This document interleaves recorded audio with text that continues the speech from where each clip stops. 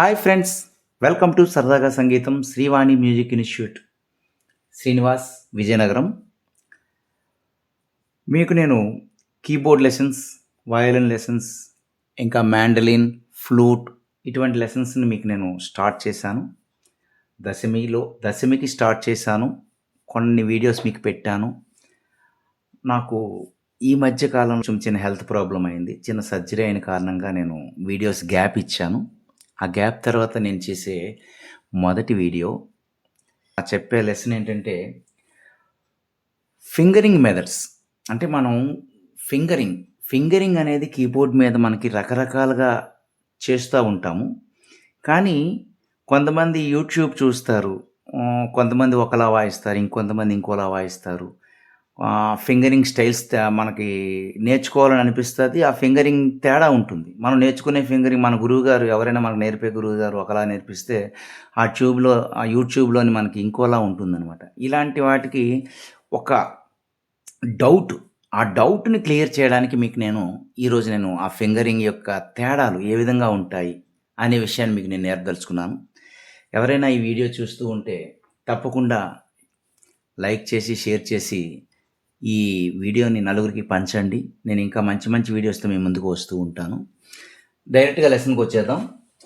Fingering styles మీకు నేను కీబోర్డ్లో major scales fingering ఎలా ఉంటుంది, మైనర్ స్కేల్స్ ఫింగరింగ్ ఎలా ఉంటుంది, వాటి యొక్క circle of fourth, circle of fifth ద్వారా మనకి ఫింగరింగ్ మీకు నేను చెప్పి ఉన్నాను. మీరు ప్రాక్టీస్ కూడా చేసి ఉంటారు.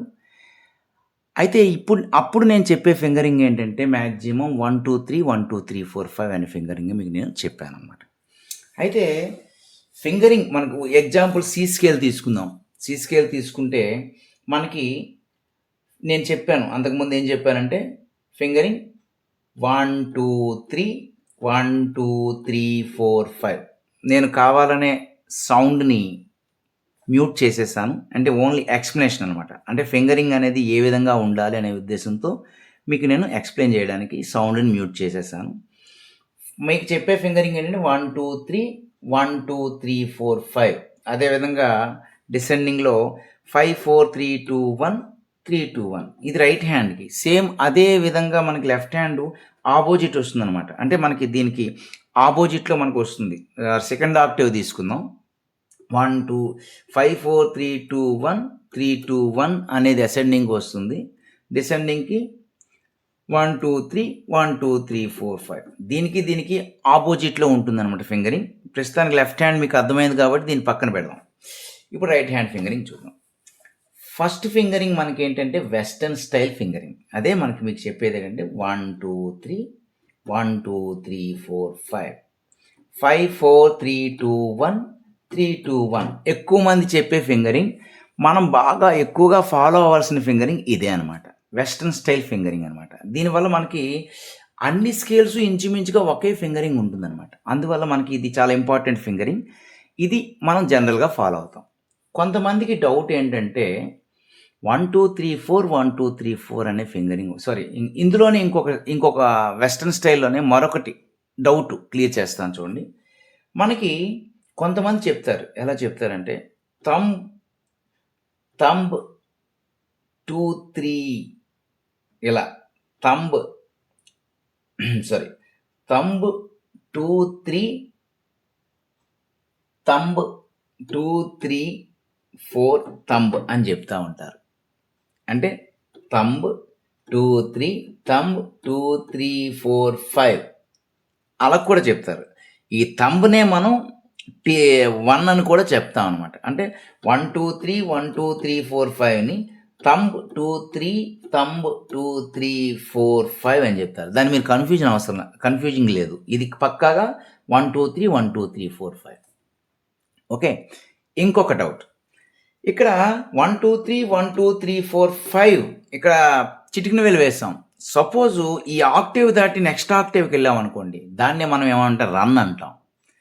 రన్ చేయడం, కీబోర్డ్ మీద పరిగెట్టడం అనమాట. అంటే స్పీడ్గా పరిగెట్టేటప్పుడు 1 2 3 1 2 3 4 5 తర్వాత ఫింగర్ లేదు, నెక్స్ట్ చేయలేదు. అప్పుడు ఏం చేయాలంటే చిటికిన వేలుని తీసేసి థంబ్ పెట్టాలన్నమాట. అది మళ్ళీ 1కి వస్తుంది అనమాట. అంటే 1 2 3 1 2 3 4 1 అనమాట. అంటే 1 2 3 1 2 3 4 1 2 3 1 2 3 4 1 అలా అనమాట. అంటే పరిగెడతాం 1 2 3 1 2 3 4 1 అంటే మళ్ళీ నెక్స్ట్ ఆక్టేవ్ ఆటోమేటిక్ మన హ్యాండ్లోకి వచ్చేసింది అనమాట. అంటే 1 2 3 1 2 3 4 1 2 3 1 2 3 4 1 2 3 1 అంటే ఎన్ని ఆక్టేవ్స్ అయినా సరే పరిగెడతాం అనమాట.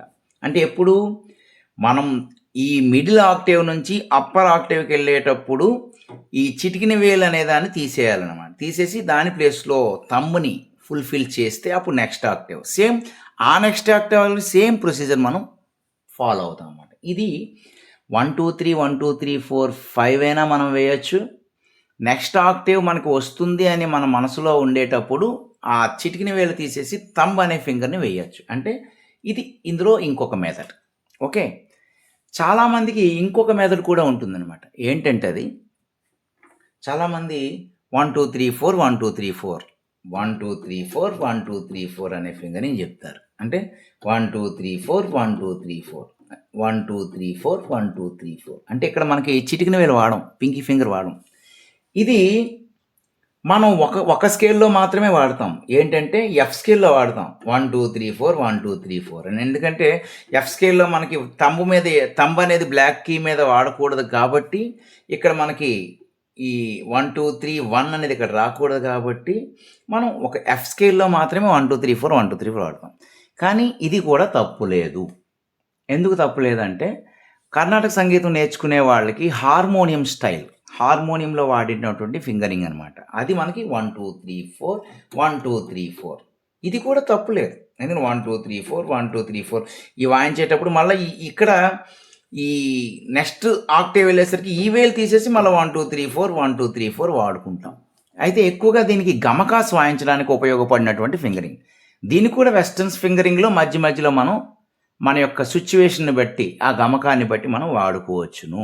ఎందుకంటే 1 2 ఇలాగ 1 2 3 1 ఇలా ఉందనుకోండి, అలా వస్తుంది అనమాట. ఈ గమకాలు వాయించేటప్పుడు ఈ ఫింగరింగ్ మనకి చాలా ఈజీగా ఉంటుంది. ఎందుకంటే హార్మోనియంలో మనకి హిందుస్థానీ సంగీతానికి ప్రసిద్ధి కాబట్టి హార్మోనియంలో ఎక్కువగా గమకాలు ఉంటాయి కాబట్టి ఈ 1 2 3 4 1 2 3 4 అనే ఫింగరింగ్ అనేది మనకి చాలా ఉపయోగపడుతుంది అనమాట. ఇప్పుడు అర్థమైందా? వెస్టర్న్లో మనకి 1 2 3 1 2 3 4 5.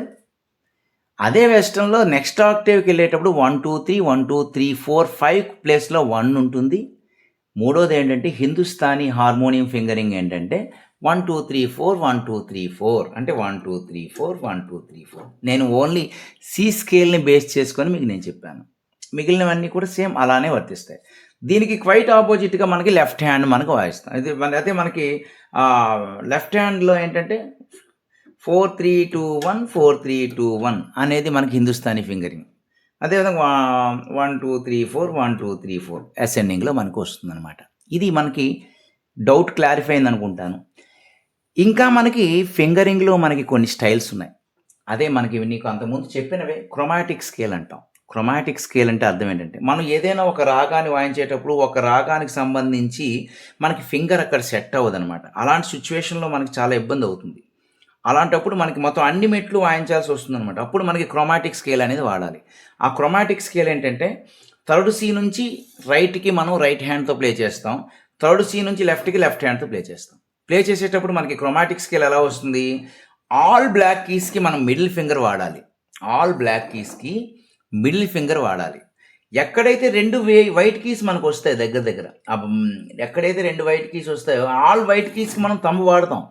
కానీ ఎక్కడైతే రెండు వైట్ కీస్ వస్తాయో అక్కడ ఫస్ట్ వైట్ కీ దగ్గర తంబు వాడి సెకండ్ వైట్ కీ దగ్గర ఇండెక్స్ వాడాలి.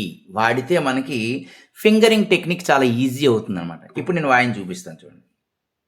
Thumb middle, thumb middle, thumb. Already thumb వేస్తాం, మరో తంబు వేయలేం కదా వైట్ కీ మీద. అప్పుడు మనం ఇండెక్స్ వాడతాం అనమాట. Index middle, thumb middle, thumb middle, thumb index middle, thumb index middle, thumb middle, thumb index middle, thumb middle, thumb middle, thumb index middle. అంటే స్పీడ్గా వాయించేటప్పుడు కూర్చోండి. Thumb middle, thumb middle, thumb index middle, thumb middle, thumb middle, thumb index middle, thumb middle, thumb index middle, thumb middle, thumb index middle అంటే speed వస్తుంది అనమాట. మళ్ళీ same రివర్స్లో కూడా మనకి ఈజీ. ఇక్కడ middle thumb, middle thumb, middle thumb, middle index thumb, middle thumb, middle index thumb, middle thumb, middle thumb, middle index thumb. అర్థమైంది? దీనికి క్వైట్ ఆపోజిటే మనకి ఏంటి వస్తుందంటే లెఫ్ట్ హ్యాండ్ వస్తుంది అనమాట. ఏంటంటే సేమ్ ఇలాగే ఈ సెకండ్ ఆక్టేవ్ నుంచి స్టార్ట్ చేస్తాను. Thumb thumb middle, thumb middle. ఇక్కడ మనం ఈ ఫస్ట్ వైట్కి మనం ఏం చేసామంటే ఏం చేసాం, థంబ్ వేసాం. అప్పుడు ఇక్కడ కొంచెం ఇబ్బంది అవుతుంది. అప్పుడప్పుడు ఫస్ట్ వైట్కి మనం ఇండెక్స్ ఫింగర్ వేయాలి, థంబ్ వేయాలి. అప్పుడు మళ్ళీ ఇలా ఇలా ఇలా ఇలా ఇలా ఇక్కడ ఇలా అంటే దీనికి క్వైట్ ఆపోజిట్. లెఫ్ట్ హ్యాండ్లో మనకి ఇండెక్స్ థంబ్ వేయాలి, రైట్ హ్యాండ్లో మనకి థంబు ఇండెక్స్ వేయాలి. దీనికి ఆపోజిట్ అనమాట. ఇది మనకి ఒక రకమైనటువంటి క్రోమాటిక్ స్కేల్. క్రోమాటిక్ స్కేల్లో ఇంకొక రకం అంటే ఓన్లీ బ్లాక్ కీస్ వాడి అక్కడ మనం 2 వైట్ కీస్ ఎక్కడైతే ఉంటాయో ఆ వైట్ కీస్కి మనం బ్లాక్ కీస్తో మనం ఫాస్ట్గా రన్ ఎలా చేయాలి మీకు అప్పుడు చెప్పాను ఒక టెక్నిక్. ఎప్పుడు సర్కిల్ ఆఫ్ 4th చెప్పేటప్పుడు ఒక టెక్నిక్ చెప్పాను. ఎప్పుడైనా సరే ఫింగరింగ్ మనకి 2 బ్లాక్ కీస్ వచ్చేటప్పుడు index finger and middle finger ఎక్కడైనా వాడవచ్చును. అది ఇలా 2 బ్లాక్ కీస్ వచ్చేటప్పుడు index finger, middle finger. 3 black keys వచ్చేటప్పుడు index middle ring, index middle thing. అంటే ఇలా ఇలా ఇలా ఇలా. అక్కడ దానికి సంబంధించినటువంటి పక్కన ఉన్నటువంటి వైట్ కీలు 2 బ్లాక్ కీస్ దగ్గర ఉన్న పక్కన 2 వైట్ కీలు ఉంటాయి చూడండి ప్రతి కీబోర్డ్ దగ్గర. అందులో ఏ కీకైనా సరే థంబ్ వాడచ్చు. ఇది ఒక రకమైన స్పీడ్ ఫింగరింగ్ టెక్నిక్. ఇప్పుడు మనం సపోజ్ ఏదైనా ఒక రాగం తీసుకుంటాం. ఒక రాగం అంటే అన్ని బ్లాక్ కీస్ ఉన్న రాగం తీసుకుందాం. సారీ గామ పదని. ఇప్పుడు చూడండి 1 ఇగో thumb index middle, thumb index middle ring, thumb index middle ring. Thumb index middle ring అంటే మనకి ఫాస్ట్ అనమాట. సేమ్ అలాగే ఇక్కడ మనం రివర్స్ వచ్చేటప్పుడు ఆటోమేటిక్గా ఇలా ఇలా ఇలా రావాలన్నమాట. ఇలా వచ్చేటప్పుడు ఇది పడిపోయింది అనుకోండి, ఇక్కడ మిస్ అయిపోతుంది అనమాట. అలా మిస్ అవ్వకుండా మనం ప్రాక్టీస్ చేయాలి. ఎలా thumb ring middle index thumb. ఇక్కడ మళ్ళీ ఇది రింగ్ రాకూడదు, మిడిల్ రావాలి. 2 దగ్గర రివర్స్ వచ్చేటప్పుడు 2 దగ్గర మిడిల్ రావాలి, 3 దగ్గర రింగ్ రావాలి. ఆ ఫాస్ట్నెస్ ఫింగరింగ్ కావాలి. ఇప్పుడు చూడండి ఇలా ఎలా వెళ్ళామో ఆ తర్వాత ఇలా వచ్చేస్తాం అనమాట. ఏం చేశాను, ఇక్కడ వచ్చేటప్పుడు రింగ్ వచ్చింది, ఇక్కడ వచ్చేటప్పుడు మిడిల్ వచ్చింది, మళ్ళీ రింగ్ వచ్చింది, మళ్ళీ మిడిల్ వచ్చింది. ఇది మనకి బ్లాక్ కీస్కి సంబంధించినటువంటి క్రోమాటిక్ స్కేల్. ఇలా మనం రకరకాల ఫింగరింగ్స్ని మనకి ఆ యొక్క రాగానికి సంబంధించి కానీ, ఆ పాటకి కానీ, ఆ రన్కి కానీ ఆ సంబంధించి మనం వాడుకోవడానికి ఈ ఫింగరింగ్స్ని మనం బాగా ప్రాక్టీస్ చేసినట్లయితే కీబోర్డ్ మీద వేళ్ళు చాలా స్పీడ్గా, చాలా ఈజీగా కదులుతాయి అన్నమాట. వీటిని బేస్ చేసుకొని మనం రకరకాల రాగాల్లో అంటే 72 మేళకత్ రాగాలు ఉన్నాయి కదా, ఆ మేళకత్ రాగాలన్నీ ప్రాక్టీస్ చేయొచ్చు. అందులో మనకి సరళి స్వరాలు, జంట స్వరాలు, అలంకారాలు, హెచ్చు స్థాయి స్వరాలు, తగ్గు స్థాయి స్వరాలు అన్నీ ప్రాక్టీస్ చేసామనుకోండి, అప్పుడు మనకి ఫింగరింగ్ మెథడ్ అనేది చాలా ఈజీగా ఉంటుందన్నమాట. ఇది మీకు మీకు ఈరోజు చెప్పే క్లాస్ నచ్చింది అనుకుంటాను. ఫింగరింగ్స్ మీద డౌట్ క్లియర్ అయిందని నేను అనుకుంటున్నాను.